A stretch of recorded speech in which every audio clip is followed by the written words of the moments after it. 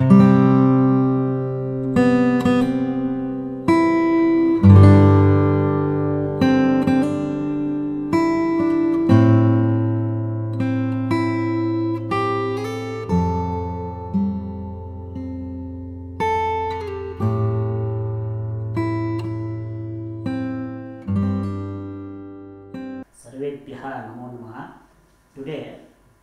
we will be discussing about first paper of Sanskrit MA, Karnataka State Open University. It is a very honor to tell you all that Karnataka State Open University has been accredited with NAC A+ who are taking up Sanskrit online program. I wish you all the students today who are taking up the Sanskrit MA program in this academic year.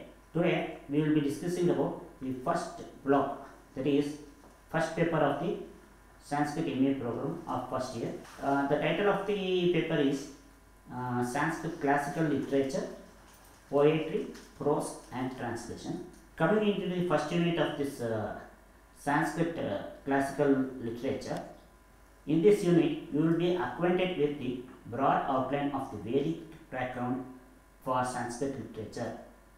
Sanskrit language ornamented with Deva Bhasha. You all know about this. The Sanskrit literature is broadly divided as Vedic Sanskrit literature and classical Sanskrit literature.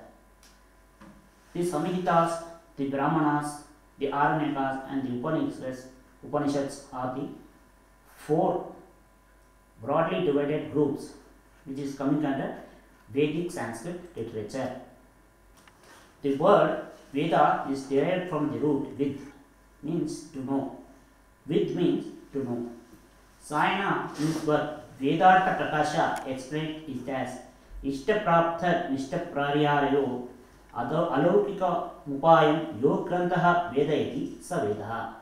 He opines the word Veda denotes the knowledge of the Brahman.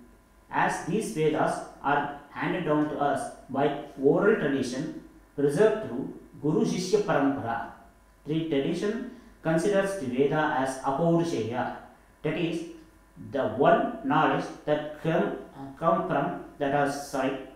from the God. All the four Samhitas do have their own Brahmanas, Aranyakas and Upanishads. Now, coming into the Samhitas, the Rigveda Samhita is the oldest one. The Rigveda Samhita has two-fold divisions, that is, Ashtaka Adhyaya Varga and Mantras, Mandala Anuvaka Sukta and Mantras. The Rigveda Samhita has 10 mandalas, that is books, 85 Anuvakas, 1028 Suktas and 10,552 mantras. The Rigveda mantras are composed in different meter, Tishtut, Jagati, Anushtup, Gayatri, etc. The Yajus compiled for the use of the Adhvaryu priest in the sacrifice is found in Yajurveda. This Yajurveda Samhita is of two forms, the Krishna Yajurveda Samhita and Shukla Yajurveda Samhita. The Krishna Yajurveda is available in Katha, Kapisthala, Mitrayaniya and Taittiriya branches. Shukla Yajurveda consists of 40 adhyayas and is completely composed in meter. It is available in two versions, Kanva and Madhyandina. The Samaveda Samhita has a distinguished place among the Vedas. The declaration Vedanam Samavedosmi of the Lord Krishna in the Mahabharata. The Samaveda is made use of by the Udgata priest in the sacrifice. The Udgata priest used to sing the mantras ascribed to various gods in different tones, that is swaras. The Rigvedic mantras are the base of this Veda. This Veda is divided into two parts, Purvarchika, Uttarachika. The Atharvaveda Samhita is distinct from other Samhitas to we find many Rigvedic mantras here. Scholars opine that some mantras of the Atharvaveda are older than the Rigvedic mantras. Majority of the mantras in this Veda are Abhicharika mantras. Yet there are considerable number of sacrificial hymns, Yajnika Sutras, in this Veda.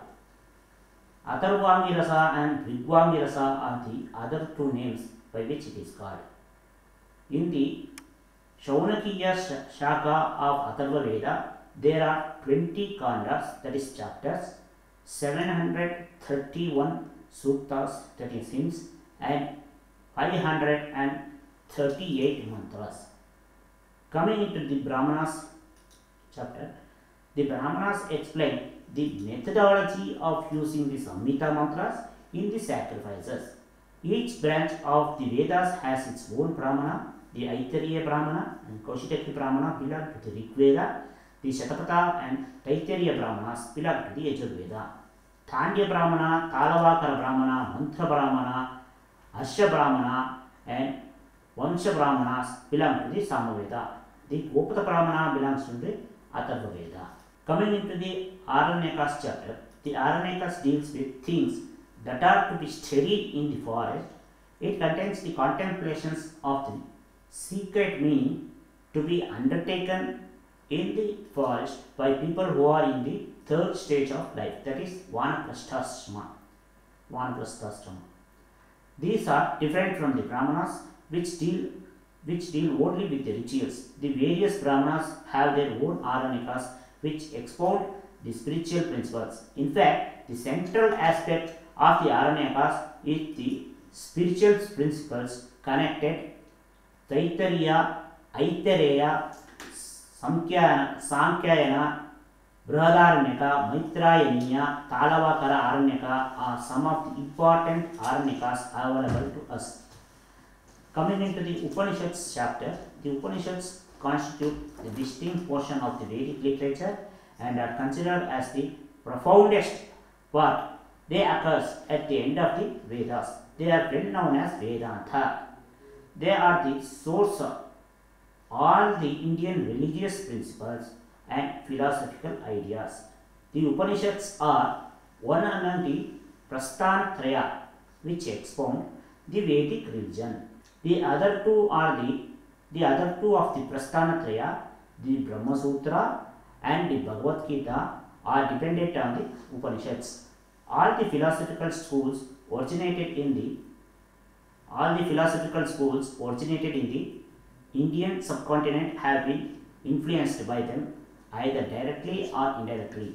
Though the Upanishads appear at the end of the Brahmanas, they do not discuss about the rituals, but they expand wisdom. Each Brahmanas of the Vedas has his own Upanishads. Aitariya and Kaushitaki Upanishads belong to the Rig Veda. Chandogya Upanishads and Kena Upanishads belong to the Samaveda.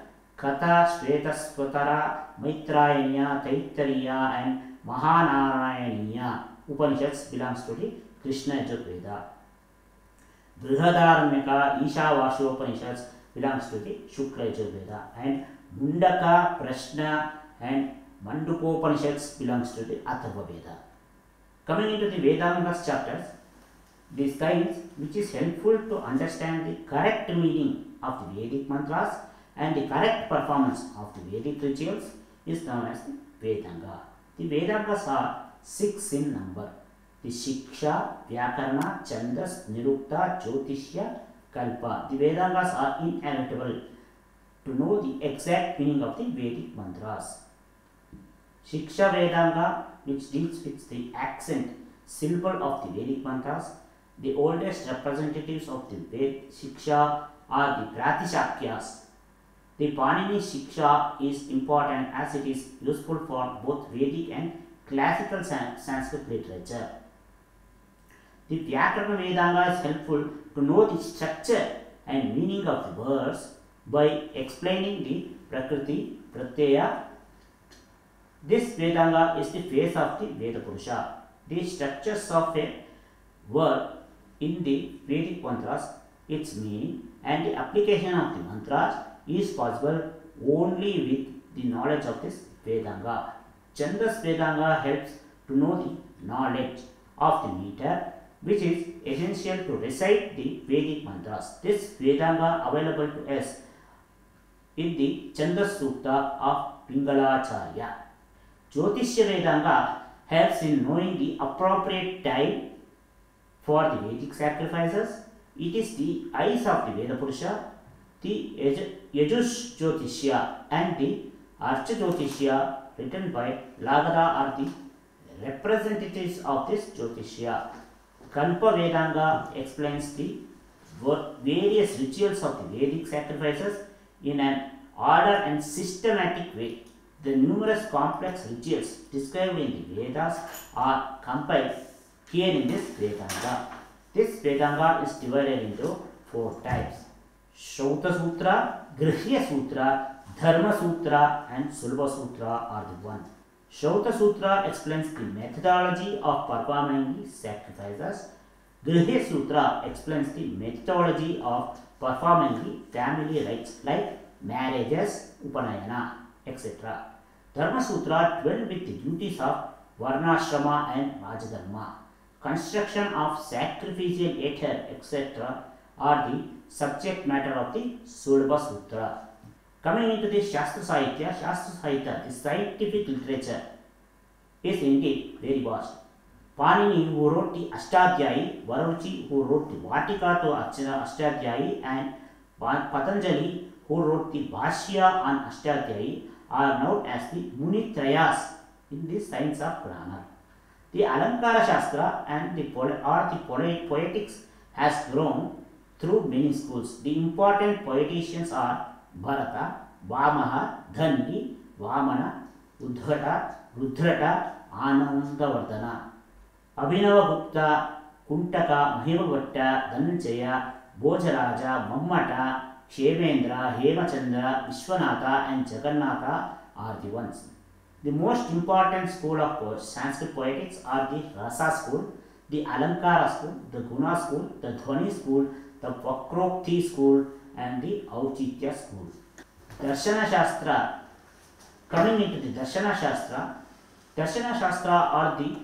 are the philosophy are divided into 2 main categories. The Astika Darshana, that is those who accept the authority of the Vedas, and the Nastika Darshanas, that is those who do not accept the authorities of Veda. The Charvaka, Jaina, and Bauddha Darshana are called as the Nastika Darshana. The Nyaya, Vaiseshika, Sankhya, the Yoga, Purva Mimamsa, and Vedanta are known as Astika Darshana. Puranas offer this simple and lucid explanation of the Vedic Dharma. They have propagated the Indian culture and civilization to the common mass through the centuries. The meaning of the word Purana is old stories. Puranam Achyayanam. Puranam Achyanam.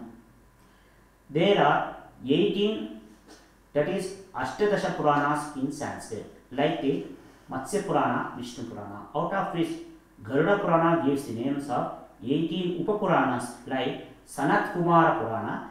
Bhagavata Purana is considered as Upajivya Kavya in Sanskrit literature. Puranas are Atishayukti to narrate the plot. Next, coming into the last but not least of this unit, that is the Ramayana and Mahabharata. The Ramayana and Mahabharata, as you all know,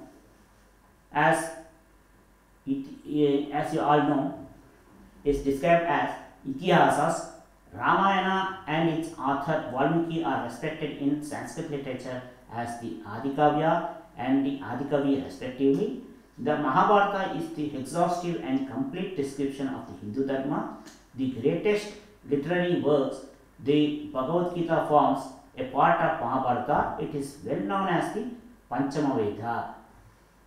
The Ramayana and Mahabharata are incomparable, like the sky and the ocean. Their simple style, rare beauty, great subject matter, attractive narration, and the philosophy of human life in all its aspects have secured them a unique place. I wish you all the students to meet you in my next unit, that is next class, that is unit number 2. Thank you one and all.